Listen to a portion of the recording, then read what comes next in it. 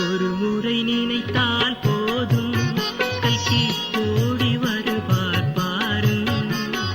ஒரு முறை நினைத்தால் போதும் கல்கி ஓடி வருவார் பாருங்க. திருமகன் பாதம் பணிந்தால் அவர் திவ்ய தரிசனம் கிடைக்கும். திருமகன் பாதம் பணிந்தால் அவர் திவ்ய